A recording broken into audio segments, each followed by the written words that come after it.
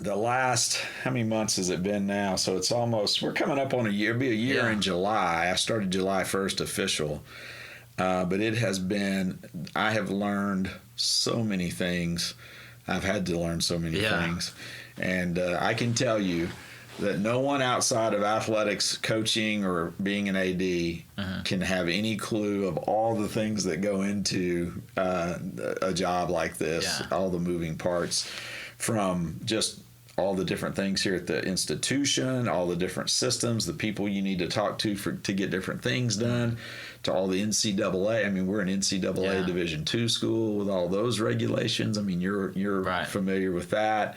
We're part of the Great American Conference, which has 11 other schools, and so you got 11 other ADs that I work with, and a conference commissioner, and we've got 15 different sports here. Yeah. I mean, and that's a lot. That's a lot. Of people don't realize how many sports we have.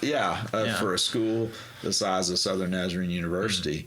And so we have a wonderful staff here that tries to keep all of those plates spinning at the same time. But it has definitely, my golf game, which needs a lot of work anyway, has not gotten a lot of work. There's no Thursday game anymore, is there? There's no Thursday game as much for anymore. I'm hoping maybe after this virus clears, I settle in a little bit more. Maybe I can get back to the Thursday game every now and then. Yeah, talk about a first year with this virus coming in and and having your knowledge of the medical background and medical field, and also being in sports, for a solid, like I said, starting in July. So, it's been 7-8 months, and then this thing happens. Yeah. And school's cancelled, and seniors can't fit in. It's nuts. It's unprecedented. I mean, that word gets thrown around a lot. It really is unprecedented that even my fellow ADs who are in the Great American Conference, who are just a great group of people, they've never experienced anything like this. There's no handbook in any industry, much less in how it's impacted sports. Yeah. I mean, our men's basketball team, they were on fire. They were on fire. Yeah. They were the number 2 ranked team in the Central Region, headed to Northwest Missouri State for the first round of the NCAA Division II tournament. Yeah, one conference again, and were the number 2 highest rank we'd ever had. And I had to call them halfway there and say, turn around and come home. It's been canceled. They were halfway there on the bus. Yeah. And I'll never forget waiting out here at Sawyer Center and those guys getting off the bus and just the looks on their face. And it was over. Yeah. Just like that. And our softball team was off to one of the most successful start they had ever been off to in the spring. And you also have some golf in the spring. Sure. You had baseball was off to a start, and you had outdoor track. Right. And all of those athletes had their season just taken away from them. That's crazy. And so now the good thing is the NCAA's made some good decisions. Sure. They've extended eligibility for those folks. They can come back again this next year, and if they choose to. Yeah. But some are, some are planned. Some are getting married, they've got lives ready to go. Lives are going on, and they'll never get that senior year back. So it's been and then just trying to figure out what the new normal is going to look like. That's kind of the process we're in right now, is waiting to hear what are schedules going to look like. When are we going to start seasons? How is it going to be done? Are we going to play with fans or not with fans? Or, those kind of things. Those decisions haven't been fully made because everybody's just trying to wait and see. Day by day.